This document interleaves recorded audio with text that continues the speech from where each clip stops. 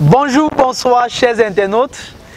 Didi Mnana est mon nom. Nous avons eu 3 bonnes séquences de vidéos qui étaient des séquences enrichissantes et qui ont permis aux internautes de me poser aussi beaucoup de questions. J'ai reçu assez de questions en retour par rapport à ces 3 séquences et je souhaite répondre à quelques-unes de ces questions aujourd'hui.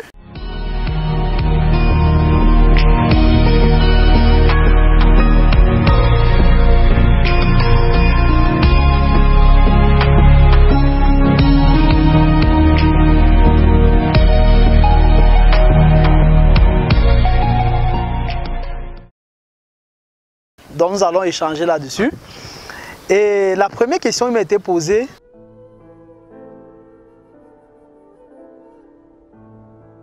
était la question à savoir qu'est-ce que l'entrepreneuriat, qu'est-ce qu'on appelle l'entrepreneuriat, parce que beaucoup de personnes ont compris que j'ai axé le message sur l'entrepreneuriat, j'ai vraiment axé la parole sur l'entrepreneuriat et on me demande qu'est-ce que l'entrepreneuriat. L'entrepreneuriat, je vais le dire de façon basique, c'est la conversion d'une idée, d'un projet en argent, de façon basique.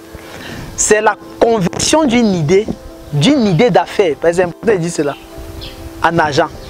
Je vais continuer à dire en fait que l'entrepreneuriat, c'est la conversion d'un potentiel latent en argent. C'est la conversion d'une énergie en argent. C'est ça l'entrepreneuriat. C'est convertir une énergie en argent. C'est convertir un potentiel latent en argent.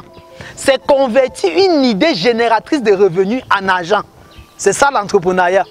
Donc vous verrez donc que l'entrepreneur n'est pas quelqu'un qui a des idées. Il faudrait que j'apporte quand même cet éclairage-là. Un entrepreneur, ce n'est pas quelqu'un qui a des idées. Non, les gens ont des idées tous les jours ici dehors. Les idées ne font pas de toi un entrepreneur. Un entrepreneur, c'est celui qui est capable de convertir l'idée en cash flow. C'est celui qui est capable de convertir l'idée, de convertir ce qui est intangible à quelque chose en fin de compte qui produise la richesse. Donc voilà un peu le sens même de l'entrepreneuriat, voilà un peu la philosophie derrière le concept entrepreneuriat. Ça veut dire, avoir une idée est une bonne chose, mais c'est au moment où tu la convertis en activité génératrice de revenus que tu deviens entrepreneur. Ça veut dire qu'aussi longtemps que l'idée reste idée, et n'est pas capable, et tu n'es pas capable de convertir cela en activité génératrice de revenus, tu restes tout simplement un homme ou une femme à idée, mais tu ne t'appelles pas encore entrepreneur. Donc il faudrait que, à la fin du cycle entrepreneurial, que le compte bancaire se réjouisse de l'activité que tu es en train de mener en quelque sorte.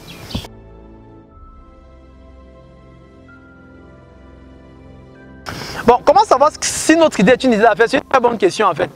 J'ai répondu tout à l'heure en disant déjà que nous définissons idée, ou on peut donner, il y a plusieurs définitions, mais nous pouvons donner une définition un peu orientée à l'idée. On va dire I comme inspiration, D comme divine, on va dire E comme économique, et maintenant le deuxième E comme exploitable. C'est-à-dire une idée, c'est une inspiration divine, économiquement exploitable. Cela signifie qu'aussi longtemps qu'une idée n'est pas exploitable, économiquement parlant, elle n'est pas une idée d'affaires. Ça signifie qu'en fait, il ne faudrait pas entrer dans l'amalgame de dire en fait que je suis dans l'entrepreneuriat social, je suis dans l'entrepreneuriat spirituel, parce qu'il y a trop de types d'entrepreneuriat.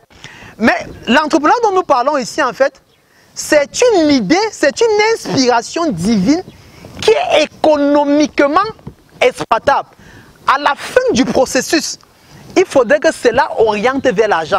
Il faudra que cela oriente vers la création de la valeur, vers la création de la richesse. Voilà un peu la différence entre une idée d'affaires et toute autre idée. Il y a plusieurs autres types d'entrepreneuriat. Il y a l'entrepreneuriat social, comme je le disais. Il y a l'entrepreneuriat spirituel, c'est-à-dire le fait de construire les églises, c'est une forme d'entrepreneuriat. Tu es en train de créer des mouvements qui permettent aux gens de se retrouver spirituellement. Il y a l'entrepreneuriat intellectuel, le fait de produire les livres, de produire tous les jours des œuvres littéraires, pas forcément dans l'intention de devenir riche, mais d'apporter ta réflexion philosophique à la société. C'est une forme, c'est toujours de l'entrepreneuriat, mais lorsque nous parlons maintenant d'une idée d'affaires, c'est celle qui est économiquement exploitable.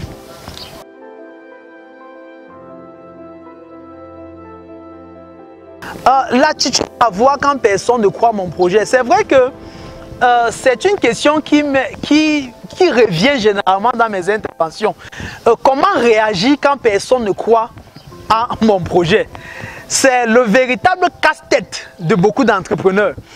Parce que c'est une question c'est une situation qui nous ébranle parfois. Et c'est logique, c'est normal. C'est-à-dire, tu as fait quelque chose et tu es tellement content, satisfait de ça, mais tu te rends compte que le marché réagit autrement.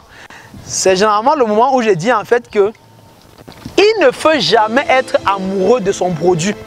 Il faut laisser que c'est le marché qui soit amoureux de ton produit. Donc ne tombe pas dans un système où tu es tellement amoureux de ce que tu fais et tu es déjà satisfait du fait que tu es amoureux de ce produit. Non, il faudrait que le marché qui soit amoureux de ton produit. Mais maintenant, comment réagir quand personne ne croit en moi? Comment faire face au fait que les gens n'acceptent pas ce que je propose? On peut ne pas accepter ce que tu proposes à cause de plusieurs éléments. C'est vrai que je ne pourrais pas intervenir sur tous ces différents axes. Ça peut être dû au fait que le produit n'est pas adapté aux besoins du marché. Il faudra revoir le produit dans ce sens. Tu peux avoir sorti un bon concept. C'est pour ça qu'il dit que c'est dangereux de tomber amoureux de son produit quand le marché n'est pas amoureux de ce produit. Parce que tu peux être amoureux d'un produit mais qui ne satisfait pas le besoin réel du marché. C'est-à-dire que ça n'apporte pas satisfaction au marché. Donc ça peut être la première cause. C'est-à-dire que tu as mis un produit sur le marché, mais le marché n'est pas satisfait de cela. Le marché n'a pas accueilli cela favorablement. En quelque sorte, ce n'est pas une réelle solution. Puisque une autre définition qu'on pourra apporter à l'entrepreneuriat, c'est identifier les problèmes autour de nous et apporter les solutions à ces problèmes. C'est aussi une définition de source qu'on peut donner à l'entrepreneuriat. C'est-à-dire c'est identifier les problèmes autour de nous et apporter les solutions à ce problème. Ça signifie en fait qu'au moment où je fais face au rejet, je dois d'abord me poser la question, est-ce que le produit, le service que j'apporte est une solution à un problème existentiel? Est-ce que c'est vraiment une solution? Est-ce que les gens ont besoin de ce que j'ai mis sur le marché? Ou bien j'ai cru que j'avais besoin de ça, mais je n'avais pas besoin réellement de ça. Donc c'est une première étape. Maintenant la deuxième étape, ou bien le deuxième axe, qui peut être aussi une autre réalité. Vous savez, le succès est dû à 80%. Le succès demande 80% de notre quotient émotionnel. Ce n'est que 20% de notre quotient intellectuel. C'est-à-dire, le succès, ce n'est que 20% de la stratégie. Ce n'est que 20% de tes idées. C'est 20% de ton marketing. C'est 20%.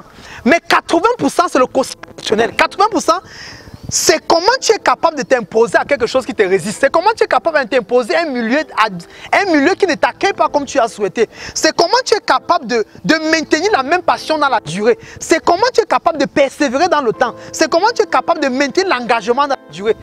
En ce moment, ce n'est plus la tête qui gère cela. C'est le quotient émotionnel qui gère cela.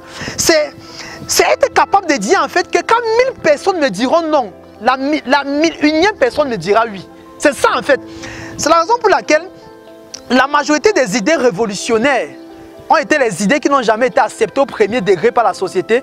C'est à force d'imposer cela dans la durée, c'est à force de croire en cela dans la durée que l'idée a fini par être acceptée. Donc première chose, le produit peut être modifié. Et deuxième, le produit peut être réadapté pour vraiment rencontrer le besoin du marché. Et la deuxième chose, c'est de pouvoir mettre vraiment son quotient émotionnel, c'est-à-dire c'est de pouvoir mettre sa psychologie en jeu et se dire en fait que dans la durée, ce produit finira par trouver la clientèle souhaitée.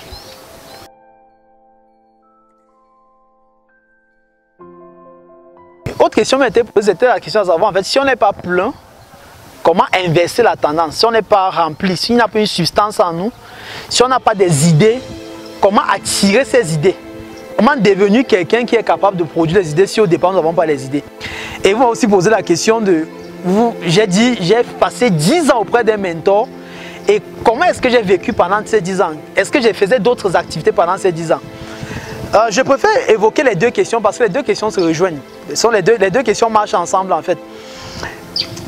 Quand quelqu'un n'est pas plein, quand quelqu'un n'a pas la substance qu'il souhaite en lui, écoute-moi attentivement, tu dois être humble de reconnaître cette étape de ta vie. Ça veut dire, tu dois être humble d'accepter cette étape de ta vie. Je répète, ce n'est pas une fatalité, ce n'est pas un problème d'être vide. Ce n'est pas un problème de ne pas avoir une certaine substance à une certaine saison de sa vie. Ce n'est pas un problème. Mais tu dois être humble pour identifier ce que tu veux et te mettre au service de l'apprentissage, afin d'obtenir maintenant dans ce service que tu voudras obtenir. Parce que ça rejoint la question de comment est-ce que j'ai vécu ces 10 ans auprès de mon mentor. Effectivement, je grandis dans une ville qui est Loum. Loum, c'est une ville du département du Mungo, dans le littoral. Et après mon baccalauréat, je viens à Yaoundé. Mes parents, mon père était un agriculteur de ménage, je préfère dire cela comme ça. Et ma mère était une couturière, c'est-à-dire elle avait son petit salon de couture. Et quand je finis donc maintenant mes études au niveau de Loum avec le bac, je reviens à Yaoundé. Je continue mes études universitaires et à un niveau de mon cursus, j'ai décidé d'arrêter. Mon cursus académique.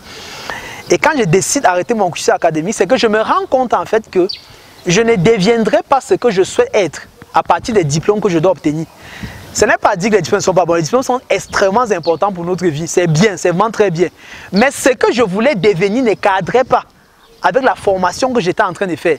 Je voulais devenir quelqu'un de riche. Je voulais devenir un entrepreneur. Je souhaitais être quelqu'un qui soit capable d'apporter une plus-value dans sa société, dans le plan entrepreneurial. Mais la formation académique que je recevais ne m'amenait pas à avoir la substance dont j'avais besoin. Et j'ai donc été humble de chercher un mentor dont son présent représentait mon futur. Dont son présent représentait mon futur. Et je suis venu auprès de lui et je lui ai dit une seule chose. Je ne veux aucun salaire, je ne veux aucun soutien, je ne veux aucun poste, je ne veux aucune croissance dans l'entreprise. Je veux une seule chose. Je vais être à ton service, je vais être à tes côtés. Je veux monter quand tu montes, descendre quand tu descends, t'asseoir quand tu t'assois. C'est tout ce que je veux. Pourquoi? Parce que pendant la phase de formation, puisque plusieurs personnes me demandent comment est-ce que je gère cela, pendant la phase de formation, l'objectif n'est pas d'avoir l'argent. L'objectif est de te créer. C'est ça qui crée l'amalgame dans la vie de plusieurs. C'est-à-dire, certaines personnes sont jeunes, au lieu de se créer d'abord, au lieu de devenir la personne qui va avoir l'argent dans 10 ans, ils cherchent d'abord à avoir l'argent et être dessus maintenant par l'après. Non, pendant ces 10 années, je n'ai pas cherché à être riche, je vais être honnête avec vous. Je n'ai pas cherché à être un homme grand. Je n'ai pas cherché à être un homme connu. Je n'ai pas cherché à être un homme qui est vu partout. Je n'ai pas cherché cela. J'ai cherché à recevoir la substance que j'avais besoin. J'ai cherché à être aux côtés d'un homme, à être aux côtés de la culture d'un entrepreneur, à être aux côtés de la philosophie d'un entrepreneur, à être aux côtés de la vie d'un entrepreneur, de comment un entrepreneur interagit avec les clients, interagit avec son bloc administratif, interagit avec ses partenaires, interagit avec les finances, avec la banque. Je voulais voir, je voulais savoir comment ça se passe. Je voulais être initié. Je ne voulais pas être enseigné, mais je voulais être initié. Je voulais quelqu'un qui devait m'imprégner dans le quotidien, dans la vraie vie, dans l'antichambre de l'entrepreneuriat. Et donc, pendant ce moment, j'ai donc fait ce qu'on appelle en fait la rencontre avec le travail. Vous savez que le problème de beaucoup de personnes, en fait, c'est que lorsqu'elles se lancent dans la vie, au lieu de chercher à devenir, mais elles cherchent à obtenir. Et lorsqu'on cherche à obtenir, c'est quoi? On cherche à avoir l'argent au lieu de chercher à rencontrer le travail. J'ai rencontré le travail dans ma vie avant de rencontrer l'argent. J'ai cherché à devenir ce que je souhaitais être par un engagement constant dans la durée avant maintenant par la suite d'obtenir tout ce que je veux obtenir par la suite. Donc c'est un peu ce cheminement. Maintenant, est-ce que ça t'empêche de faire des boulots à gauche? Non, ça ne t'empêche pas de faire les boulots. Ce sont les boulots de subsistance. Tu dois faire des activités en parallèle qui te permettent de payer ton loyer, qui te permettent de te nourrir, qui te permettent de payer ton transport. Ce n'est pas, comme si tu étais privé de... Non, tu as l'autorisation de faire cela. Tu dois tout faire cela, mais tu dois avoir un focus. Le focus, c'est je suis venu apprendre et je dois me rassurer qu'après ce temps, j'ai réellement obtenu ce que je souhaitais obtenir. Et après, dans cette phase de formation, qui est une phase d'incubation, qui est une phase de renaissance, qui est une phase de création, on finit par donc avoir une substance en nous. Et c'est cette substance maintenant, par la suite, qui pond des idées illimitées dans notre esprit. C'est ce que je peux dire par rapport à cette question.